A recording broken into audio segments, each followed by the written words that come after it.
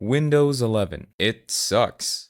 I think a lot of us can agree that Windows 11 looks too corporate, it doesn't have any personality, and, well, Windows 7 just beats it by miles. Even my cat says he loves Windows 7. Hey everybody, it's Zei here from Zei PC YouTube channel. So I'm a Linux user. I've been using Linux for quite a bit now. Right now I'm using Arch Linux with KDE Plasma. This is the fast fetch, by the way. So let me structure this video for you guys. We're going to be trying to install Windows 7, and then we're going to be playing Minecraft, and then finally we're going to be seeing if Windows 7 is still daily drivable or not. Okay, so the options that I know of installing Windows 7 in 2026 is get a Windows 7 CD. Yeah, this is the first option. Option 2 is installing it using an ISO from the internet, though it's kind of a bit sketchy sometimes. So for today's video, I'm going to be installing this on my Dell Inspiron N4050. But this laptop is actually my Minecraft server, so we're going to be formatting it and we're going to be installing Windows 7 on it. Now you see, this is actually the hard part. If you have a Windows laptop, it's easier because, well, there's this thing called Rufus. The thing is, well, I don't have a Windows laptop. All of my laptops in my household use Linux. Even my mom uses Linux. You see, usually on a terminal, if I want to flash a Linux ISO, I just do sudo dd. Sudo dd doesn't work with Windows ISOs. I've tried. But anyways, I think we should just go ahead and find the Windows 7 ISO. Windows 7 Professional SP1, 32-bit and 64-bit. Download Windows 7 ISO legally. Is this illegal? I think I'm going to click Tech PP. PP. There are many valid and legal reasons one might have to feel the need to install Windows 7. Wait, well, for me, I just want to make a video, and I kind of miss Windows 7. So installing this on bare metal can literally expose me to known vulnerabilities and expose me to viruses and make my computer pretty vulnerable. Download Windows 7 ISO files using the direct links. Choose the file Windows 7 type version, then click on the download button from the table. Should I trust this website? I don't think I want to trust that website. I think I would be better off trusting someone from Reddit. There is no longer any official way to download it from Microsoft. Oh, that's a bummer. Internet Archive is official. I got mine from here, winfuture.d. I have never heard of any of these websites. Oh, wait, archive.org is Internet Archive. Windows 7 Professional SP1, 32-bit and 64-bit, 754,238 views. This might be pretty good, right? There's 32 reviews here. As far as I can tell, it's a legit copy. There's a bot posting fake download links, so I'm posting this to move it down and away since you can't report comments. Hey, even this person agrees. This version is so useful and it is better than Windows 10. Windows 7 Ultimate Product Keys? Damn. Where do I download this? Oh, the 3.1 gigabyte file is 64-bit while the 2.4 gigabyte file is 32-bit. Oh, ISO image. Just go ahead and click it. Damn, okay, the download speed is actually not that fast. As you can see, it's going to take at least 20 minutes. This is false, by the way. It's going to spike up to 20 minutes. Yeah, see. So I did some browsing and I searched how to install Windows 7. I found this Reddit page. I have an old PC and I want to install Windows 7. You can get the ISO from here, that is checked. Malware Tech. It's made by YouTuber Enderman. What is this? Am I supposed to be clicking these? I clicked the link. Oh, dude, these are Windows ISOs. These aren't Windows 7 ISOs, though. Windows 95, 98, Windows NT. Oh, never mind. They do have Windows 7 ISOs. All right, so if this doesn't work, I'm going to be installing it here. So I did some research. So I have to use this thing called Ventoy. Now, if we search Ventoy on your search engine, this is the official website. Oh, and I use DuckDuckGo, by the way. I just learned about this. If I type Linux, it actually changes the logo to the freaking Linux penguin. Amazing.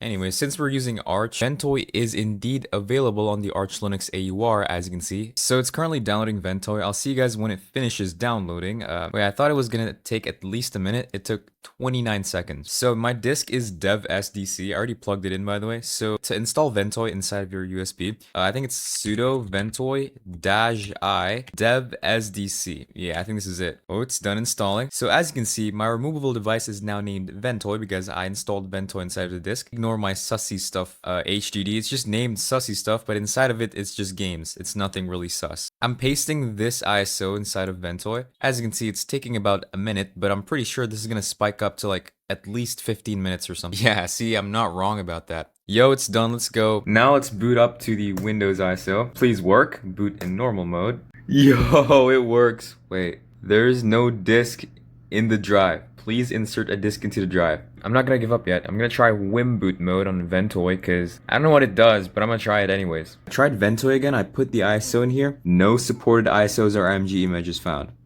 This is so great. Ventoy doesn't even work. And you guys might be saying, oh, maybe the ISO is broken. I tried with two ISOs, this one and also this one. Install Woe USB on Linux. What is Woe USB? Oh, damn. I think I'm supposed to use Woe USB. Features: support legacy PC UEFI booting, FAT32 and NTFS file systems, supported Windows installation images, Windows Vista and later any language or edition variant, Windows Pocket Edition. The frick is Windows PE? I think this was the app that I was supposed to use instead of Ventoy. I'm gonna use Woe USB-NG because this is the GUI version. Let's just go ahead and copy this, paste it on the terminal, and now we wait. Alright, so this is the app right here. Alright, now what I'm gonna do is I'm gonna select the target device here. I'm gonna select this. Okay, let's just go ahead and select this one. What about these options? I think we should skip Grub bootloader, right? Alright, let's just go ahead and install. Are you sure this will delete all your files and wipe out the selected partition? Yes. You gotta be kidding me. Wait, let me try something. What if I run Woe USB as sudo? Wait, it actually works. What the hell?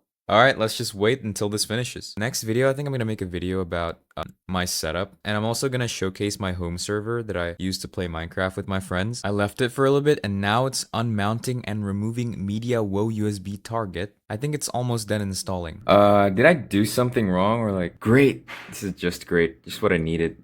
So I got my hands on a Windows laptop, as you can see. Alright, so now I gotta install this thing called Rufus, and after that, we're gonna flash the USB. Dude, what is this RAM usage? Alright, so this is what I'm gonna use to flash the USB. This is Rufus. I'm gonna use MBR as the partition scheme. Alright, this looks good. Let's just go ahead and click start. Wait, this actually might work. There's no errors. Okay, just go ahead and click next. Install now. Wait, it's working. Microsoft software license terms. Let's go. I accept the license. Next. Which type of installation do you want? I think we just go ahead and click custom. It's copying the, oh, that was quick. So the installation finished. Now I have an option here, start Windows normally. The wallpaper itself has so much personality, and like, I really like the blue. All right, now we're gonna be downloading drivers and also browser for my laptop because it doesn't ship with drivers built in or a browser that works. So for the browser, I'm gonna be using this browser called Pale Moon browser. Yeah, it's literally a moon. Pale Moon, the fast, private, and fully customizable open source browser. Go ahead and go to the download page. So as you can see, they support Windows 64-bit, Windows 7 SP1 or later, Windows even 32-bit versions. They support FreeBSD, Mac, and Linux.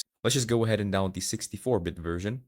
Now I'm going to be installing drivers from the official Dell website, Inspiron 14 and 4050. I'm going to be installing Intel HD graphics drivers, and I'm also going to be installing Wi-Fi drivers and also the chipset. Dell wireless, I'm pretty sure this is the one I'm supposed to install. Download, and where's the chipset driver? Oh yeah, here it is. Let's go ahead and download this, and I'm looking for the Intel HD, yeah, here it is. Oh, and I actually want to install OBS to record. OBS doesn't support Windows 7 anymore. OBS has a GitHub, as you can see, and I'm pretty sure all of their versions are in the GitHub. Releases, this is the newest release of OBS. Let's go ahead and scroll all the way down, and over here we can go to literally the beginning. OBS multi-platform 061. I think we should install a version that is like newer than this. This is way too old. I think I'm gonna install like a version 20 or something. I can't believe 2016 is like 10 years ago. Yeah, I think I'm gonna install the 20 version. I think I'm just gonna do this one. Yeah, let's just go ahead, install the EXE full installer right here. Yo, what's up everybody? It's voiceover me now. We got OBS working. Let's just open my browser now, which is Pale Moon. So now I'm going to be going over and install Minecraft because that was literally the goal of the video. Just go ahead and resize the window for a little bit. I really like the top bar. It looks pretty good. Here's Minecraft, and Minecraft Launcher now doesn't really support Windows 7, but if you scroll all the way down, there's this thing called Windows Legacy. If you click it, this installer will pop up. I'm just going to save the file, but it also doesn't work. So I also tried pirated Minecraft and version 1.1. It still doesn't work. Even the latest version also doesn't work. I don't know how I can get Minecraft working, but I tried everything. It just doesn't work for me. I don't know why. So daily driving the laptop is actually kind of possible. I'm watching YouTube right now. It's a bit slow, but it does work. See, as you can see right here, the video loading is kind of slow, but eventually it does load. Right here, I'm watching my old video and it runs just fine.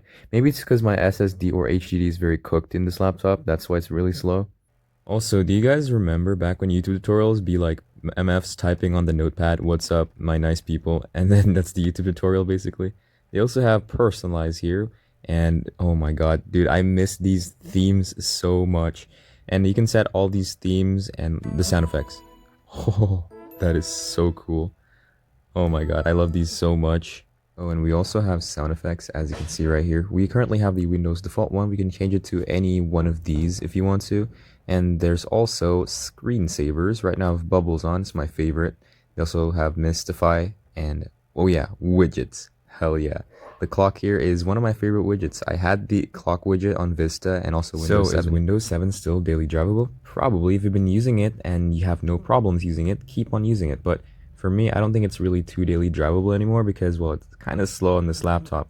Maybe in the future I'll try another version of Windows 7 on my PC maybe. But anyways, yeah, that was it for the video, guys. Thank you guys so much for watching, and goodbye.